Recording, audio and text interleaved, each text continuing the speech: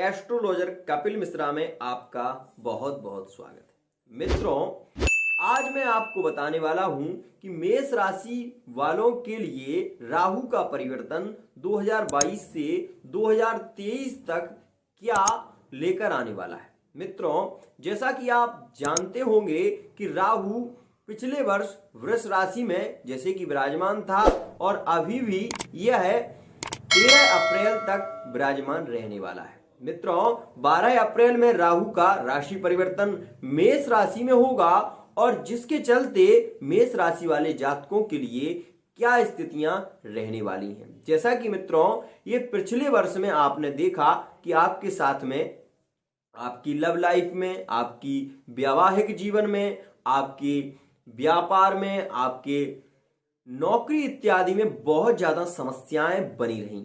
क्यों बनी रहीं?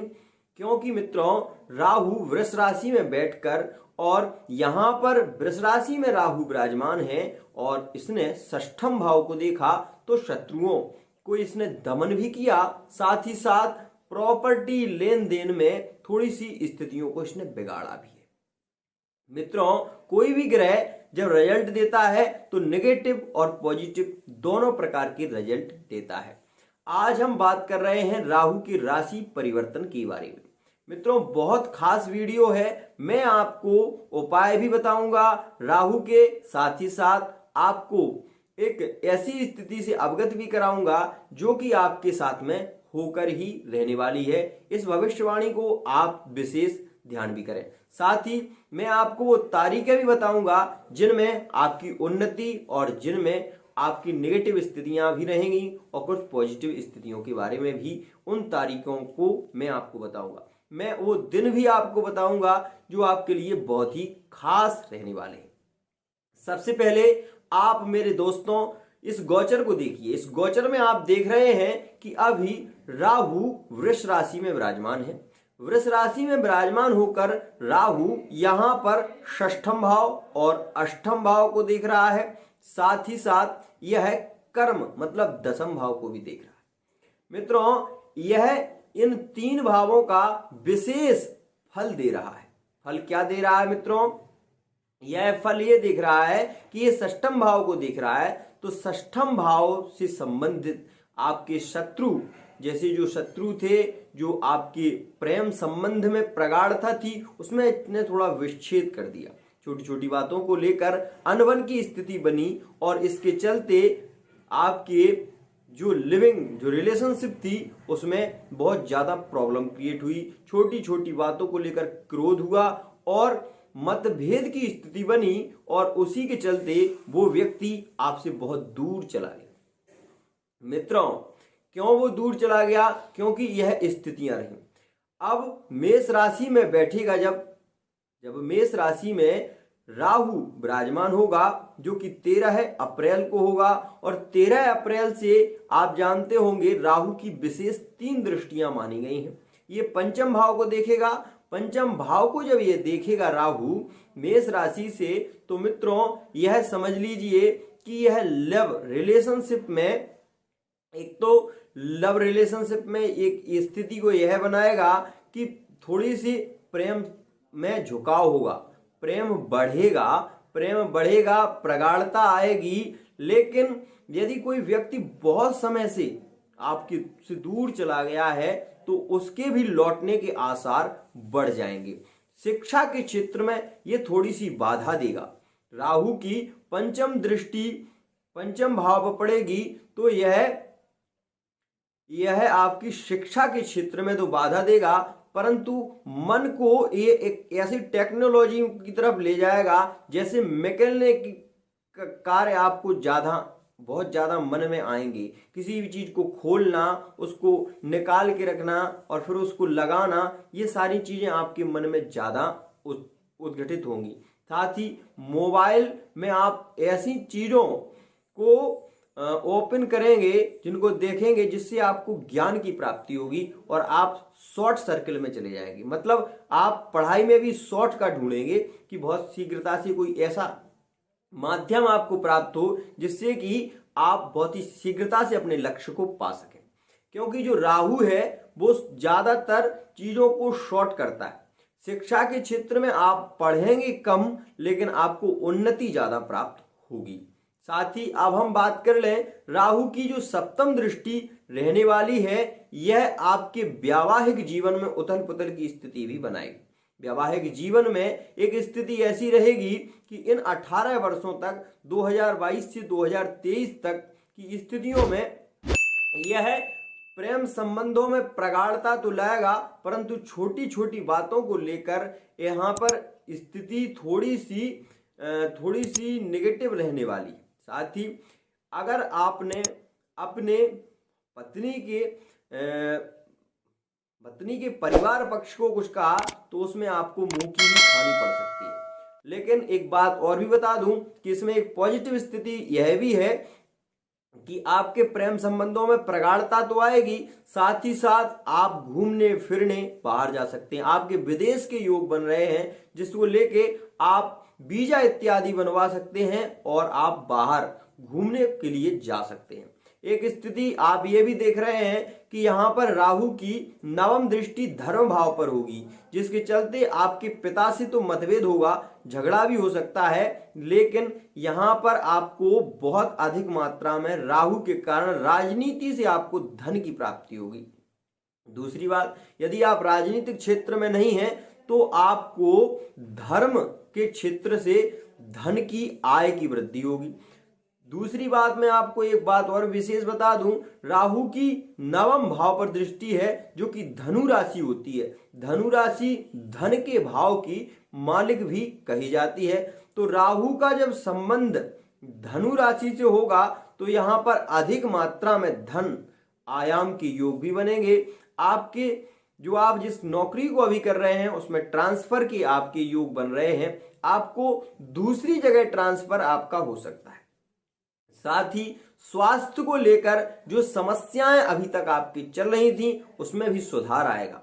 साथ ही साथ श्वास से संबंधित या आपको शुगर से संबंधित कोई समस्या रही तो वो भी धीरे धीरे कंट्रोल में रहने वाली है।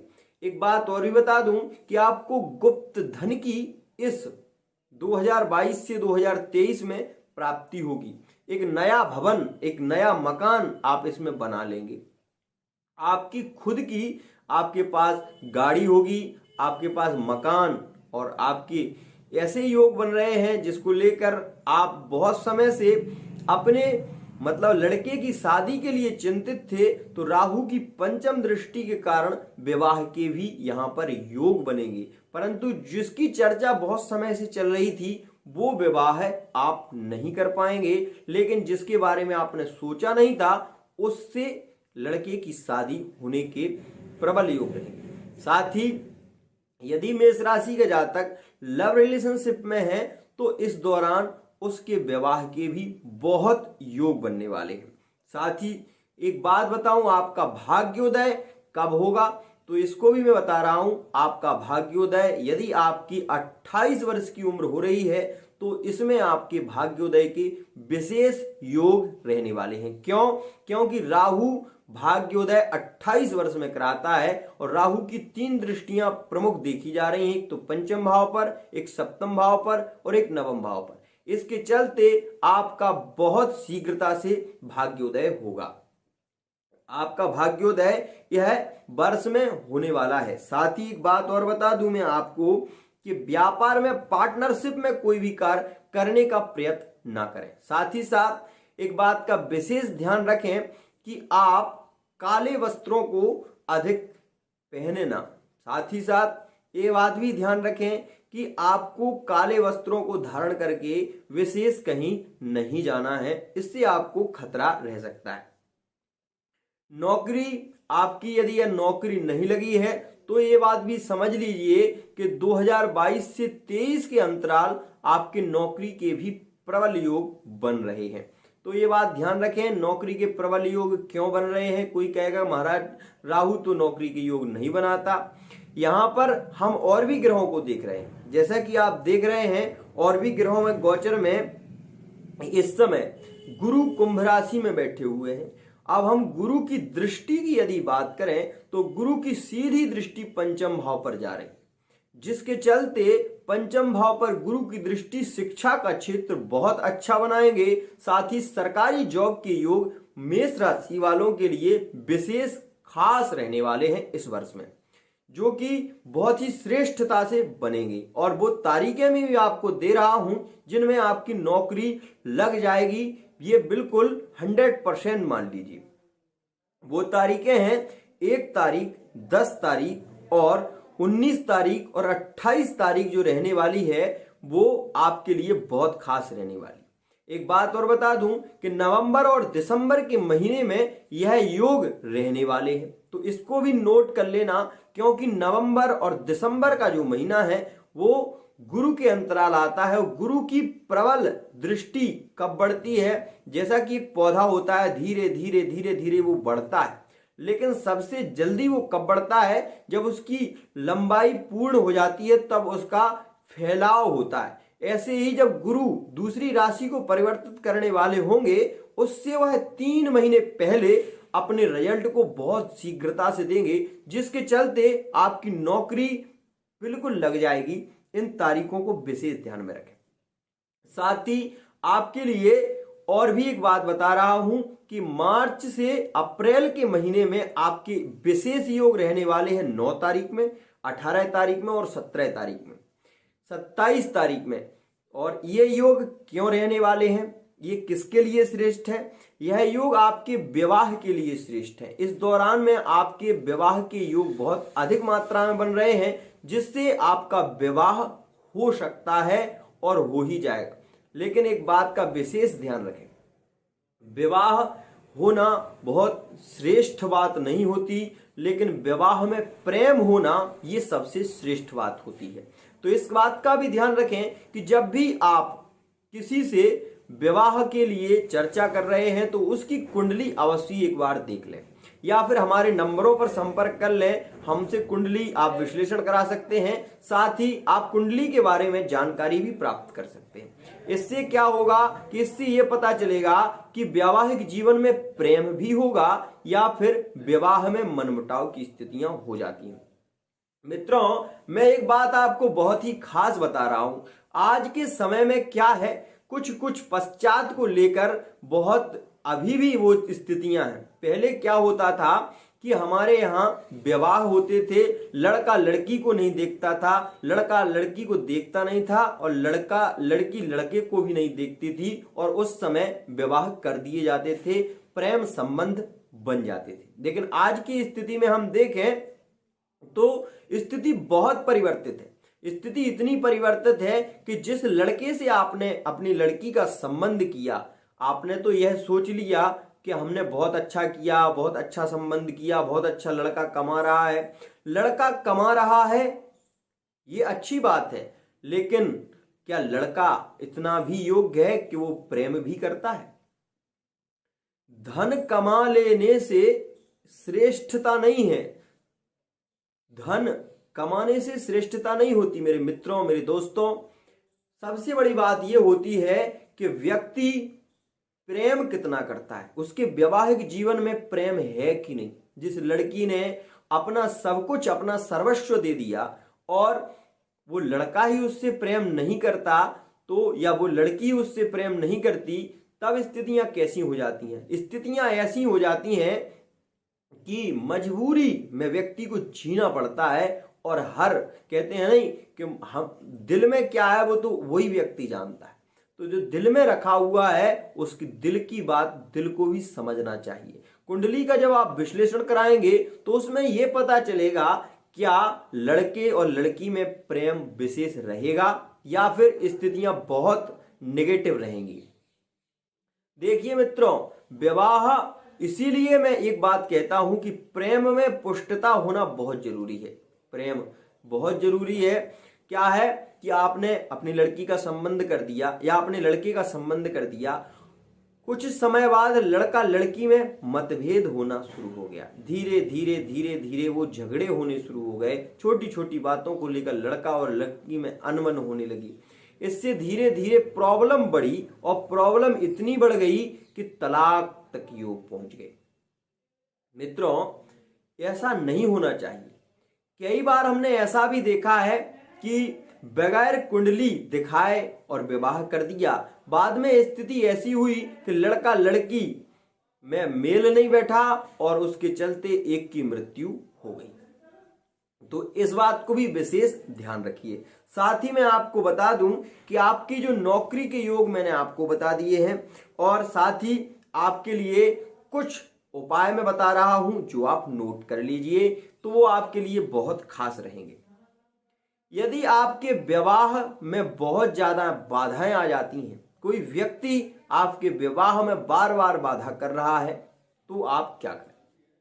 दूसरी बात, आप नौकरी की तलाश में हैं और आपको नौकरी नहीं मिल रही, तब आप क्या करें। आइए मित्रों, सबसे पहले तो मैं बता दूं कि राहु मेष राशि में बैठकर कुछ नेगेटिव कुछ पॉजिटिव स्थितियों को तो दे ही रहा है, लेकिन एक बहुत खास बात यह है कि यदि आप जुआ या शराब इत्यादि का सेवन करते हैं तो थोड़ा सा विशेष ध्यान रखिए, क्योंकि राहु व्यक्ति को व्यसन में ले जाता है। राहु के कारण राहु यहां पर मेष राशि में बैठेगा और राहु मंगल दोनों अपोजिट ग्रह हैं, क्योंकि जब राहु और मंगल साथ में बैठ जाते हैं तो अंगारक योग का निर्माण होता है। ये भी आप समझते होंगे।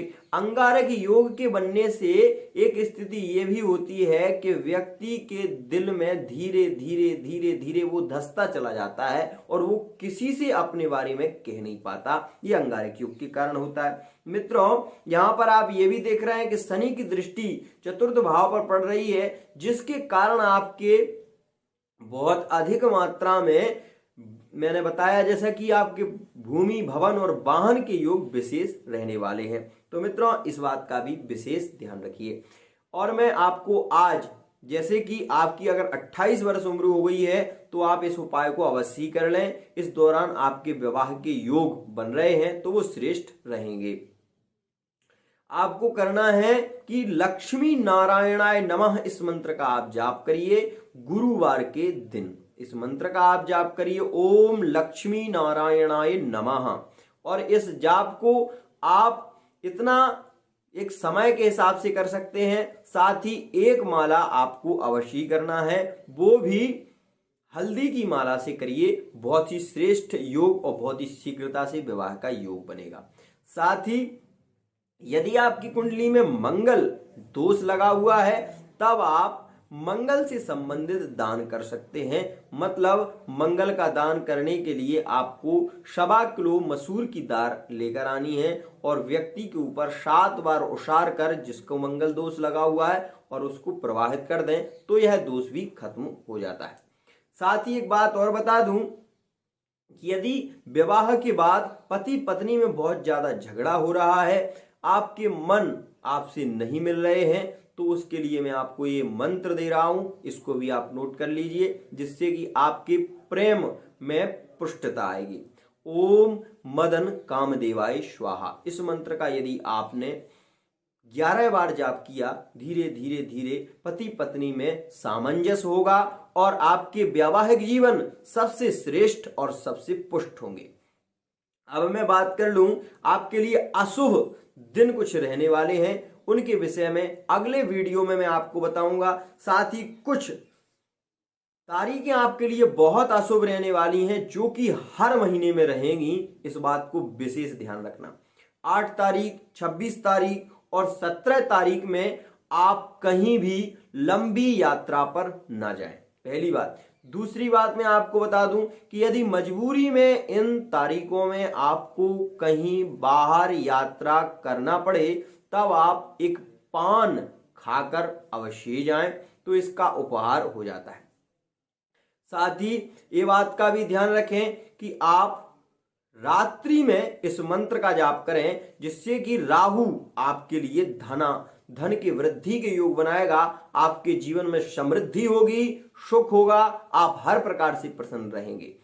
तो ये मंत्र भी नोट कर लीजिए, जो कि आपको एक माला अवश्य करना है। राहु का 18,000 जाप होता है, यदि आप एक माला भी करेंगे तो उससे शीघ्रता से आपकी लव लाइफ, आपकी मैरिड लाइफ और आपके वैवाहिक जीवन में सुख समृद्धि वृद्धि होगी। ओम भ्राम भ्रीम भ्रौं शाह। इस मंत्र का जाप भी कर सकते हैं। ओम राम राहवे नमः इस मंत्र का भी जाप कर सकते हैं। यदि दोनों में से कोई भी एक मंत्र ले सकते हैं, ओम भ्राम भ्रीम भ्रोम शाह राहवे नमः या ओम भ्राम भ्रीम भ्रोम शाह राहवे नमः या राम राहवे नमः, दोनों मंत्रों में से कोई भी मंत्र आप ले सकते हैं। आपके लिए यह भविष्यवाणी बिल्कुल सटीक और बिल्कुल सिद्ध रहने वाली है। आज के लिए इतना ही। इसी के साथ वाणी को विराम।